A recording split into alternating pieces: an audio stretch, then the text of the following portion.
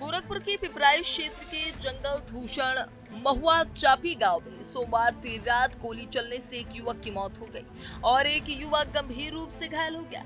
घटना के बाद से ही पूरे इलाके में तनाव का माहौल है। मंगलवार सुबह जैसे ही मृतक का शव गांव पहुंचा, नाराज ग्रामीणों का गुस्सा फूट पड़ा। गांव के सैकड़ों लोग सड़क पर उतर आए और हत्या के विरोध में उग्र प्रदर्शन करने लगे। देखते ही देखते भीड़ ने सड़क जाम कर दी और पुलिस पर लापरवाही का आरोप लगाते हुए पथराव शुरू कर दिया।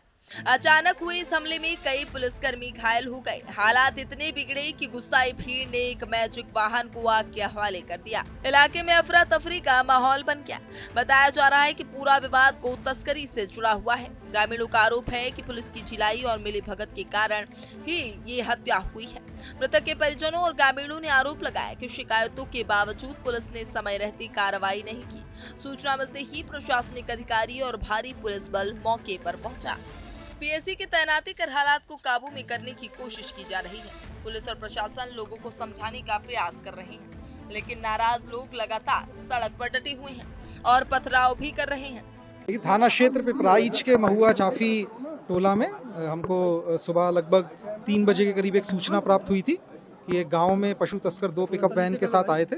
इसके क्रम में गांव के लोगों के द्वारा जब उनको चेस किया गया तो उनमें से एक गाड़ी जो है वहीं पे गांव में फंस गई थी, जिसके लोग वहां से भाग निकले और दूसरी जो गाड़ी है उसको गांव के एक युवक के द्वारा चेस किया गया, जो कि उस गाड़ी पे गाड़ी पे जो भी तस्कर थे उन्होंने उसको अपने साथ ले लिया और ले जाकर के आगे पिकअप से धक्का दे दिया, जिससे उसके सर पे चोट आई है और जो प्रथम दृष्टया देख करके बॉडी को समझ में आ रहा है सर के पीछे उसके चोट लगी है सड़क पे गिरने से, जिसकी वजह से उसकी मृत्यु हो गई है। इस संबंध में परिवार से बात हुई है। परिवार के द्वारा जो तहरीर दी गई है उसमें सुसंगत धाराओं में मुकदमा पंजीकृत कर बॉडी का पंचायतनामा व पीएम की कार्रवाई की जा रही है। पीएम में जो भी आगे चीज़ आएगी आप लोगों को अवगत करवाया जाएगा।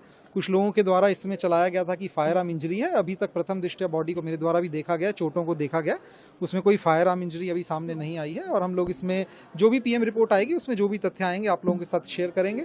जो भी हमारे अभियुक्त थे जो कि इसमें आ रहे थे उन सब की पहचान करके उन सब के लिए हमारी 5 टीमें इस समय लगी हुई हैं। उनके जहाँ जहाँ के वो रहने वाले थे उन क्षेत्रों में हमारे द्वारा टीमों को भेज दिया गया है। सबकी गिरफ्तारी के लिए तत्काल हमारी टीम लगी है। हमको उम्मीद है कि जल्द ही इनकी गिरफ्तारी कर ली जाएगी। फिलहाल इलाके में तनाव की स्थिति बनी हुई है। पुलिस ने लोगों से शांति बनाए रखने की अपील की है और आश्वासन दिया है कि घटना में शामिल आरोपियों के खिलाफ सख्त कार्रवाई की जाए। गोरखपुर की घटना ने प्रशासन और पुलिस के सामने गंभीर चुनौती खड़ी कर दी है। गोलीबारी से भड़के लोगों का गुस्सा पथराव और आगजनी के रूप में फूट पड़ा, जिसने कानून व्यवस्था को कटघरे में खड़ा कर दिया है।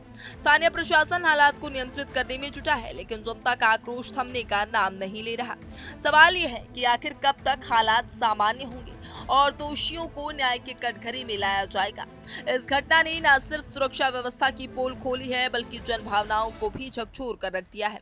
आने वाले दिनों में पुलिस और प्रशासन की सख्ती ही तय करेगी कि हालात सुधरते हैं या और बिगड़ते हैं। गोरखपुर से इस वक्त एक दिल दहला देने वाली खबर सामने आ रही है, जहां पर गोली लगने से एक युवक की मौत हो गई और इस वजह से ग्रामीणों में रोष व्याप्त है। ग्रामीण लगातार प्रदर्शन कर रहे हैं और उनका गुस्सा सीधा प्रशासन पर है कि जब इस तरह की घटनाएं अचानक से होती हैं तो प्रशासन क्या करता हुआ नजर आता है, वो इस पर त्वरित कार्रवाई क्यों नहीं करता है और सारा गुस्सा इस वक्त ग्रामीणों का प्रशासन पर देखा जा रहा है। फिलहाल इस घटना से लोग सहमे हुए हैं और जो हालात है वहां पर वो तनावपूर्ण स्थिति दिख रही है। अभी तनाव का माहौल पूरी तरह से देखा जा रहा है। प्रशासन अपनी पूरी जद्दोजहद के साथ इस मामले में अब लगा हुआ है, जांच जारी है। अब आगे क्या कुछ होता है ये देखने वाली बात जरूर हो जाएगी। कैमरा पर्सन प्रिंस के साथ मैं सुपर टीवी 100 नोएडा।